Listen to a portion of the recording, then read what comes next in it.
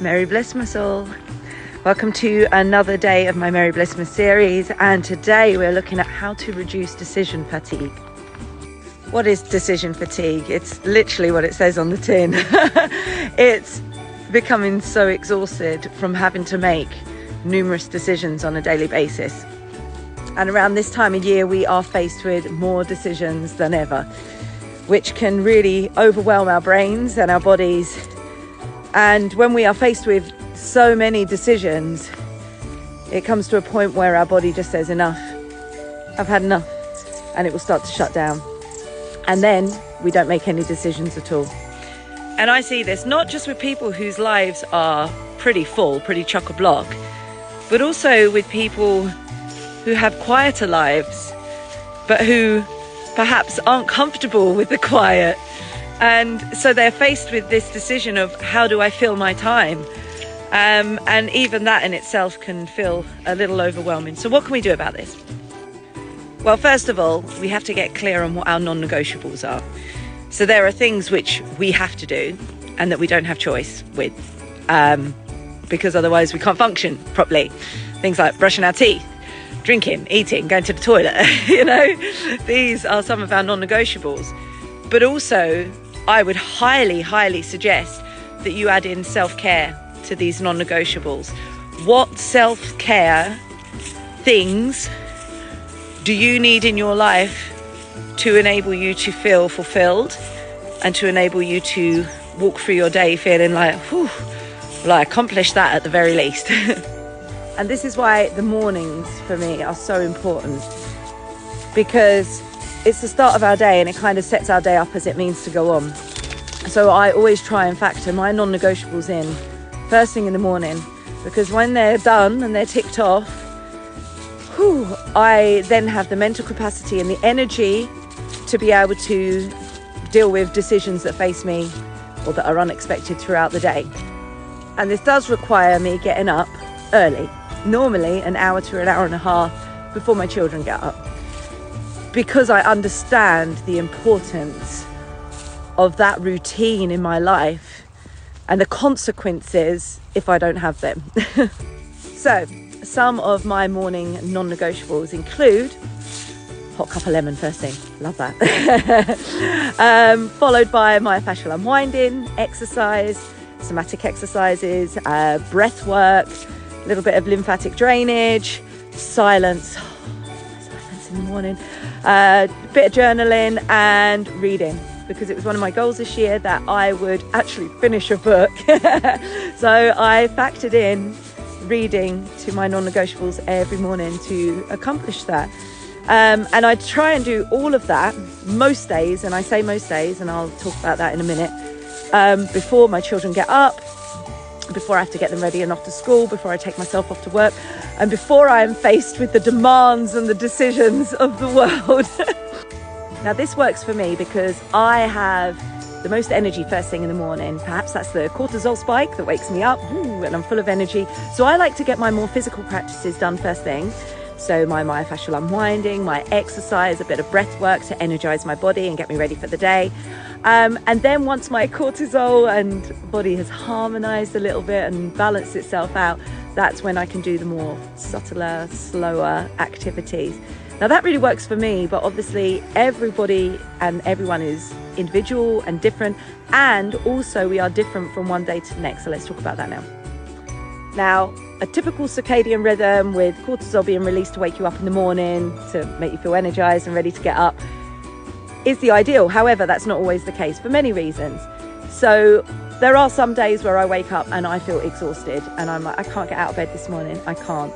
So then I have to prioritize my rest. Okay, my decision is already made. If I wake up and I feel too exhausted and I listen to my body and it says you need more sleep, then that is my priority on that day. So I will what is that in English? I will push back my non-negotiables for the day.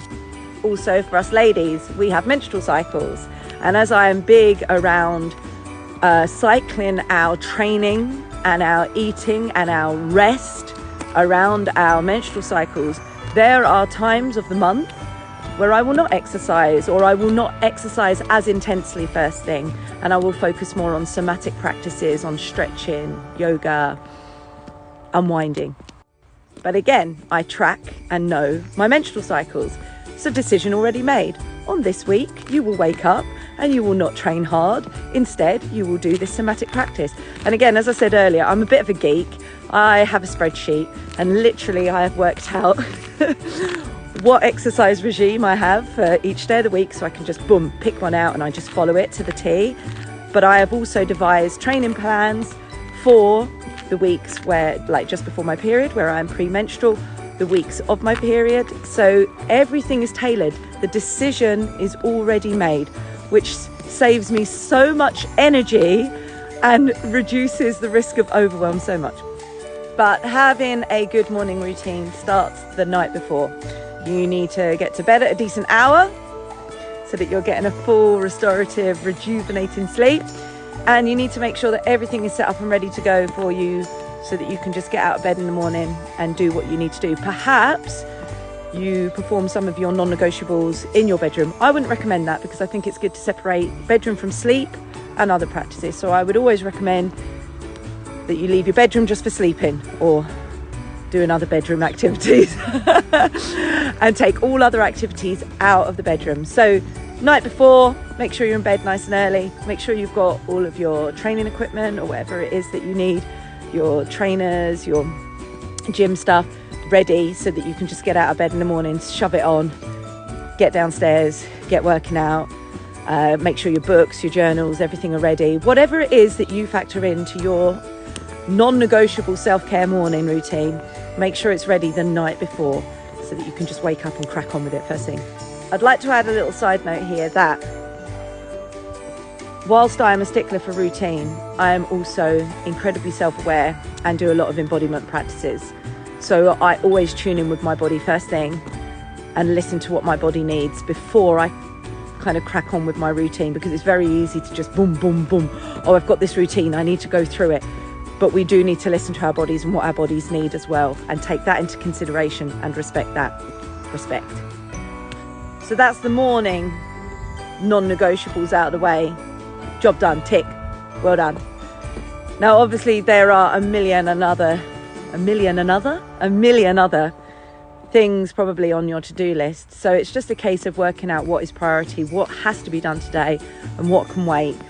But things like chores and housework, it's a non-negotiable, it has to be done. For me, I like to wake up in a kind of semi-clean house. Got 3 kids and like 7 animals. But I don't feel like cleaning in the morning. In the morning, I want to get going. I'm full of ideas. I'm full of, I don't want to be cleaning the house or cleaning the toilet. So what I do is as soon as I get my youngest son off to bed in the evening, my older children have an hour of free time, and that's when I blitz the house. That's when I even routined this out, what room I'm going to do on what day, just to try again to reduce that decision making, reduce that fatigue, to allow for my brain to use its energy for more important things. And I don't need to tell you that, meal planning and picking what clothes you're going to wear the night before and writing out your to-do list the night before, that's going to help you. But there's one other thing that I think is really important to talk about here. And that is that it's okay to fall off the wagon. It's okay to let things slip. This happened for me this year massively. I believed myself to be in a good place. Yeah, I'm all right. Don't need to do my non-negotiables anymore. What? Are you kidding? Then the summer holidays hit. Routine completely out the window. Kids off school, And then came unexpected plot twists and decision after decision after decision. And it completely overwhelmed my nervous system. It completely overwhelmed my body. Getting emotional now. And it's taken me a good few months to stop and think, whoa, what has happened here? What has gone so off kilter in my life? And it's because I let my non-negotiables slip. And I allowed decision fatigue to creep in, to take over, and to shut me down. And this is why I always say it's so important to implement a self-care routine and have those non-negotiables when you feel your best, and to stick at them and to make it a regular thing, a daily practice. Because then when we are faced with unexpected decisions, we are in a much better place and have much more mental clarity and tons more energy to be able to deal with that. The nervous system loves a bit of predictability, and the more we give ourselves these moments of self-care, the more that we nurture and soothe our soul, the more we reduce the stress and the demands on us and around us. The more peaceful, the more resilient, the stronger, and the more likely we are to respond to events rather than react from a place of or shutdown. Does that make sense? This is just one of the many things that I work with my clients with to try and make their life a little less chaotic and a little more peaceful. So if you are interested in joining one of my workshops or working with me one-to-one, please follow this channel, send me a DM, and watch out because there's lots more coming in 2024.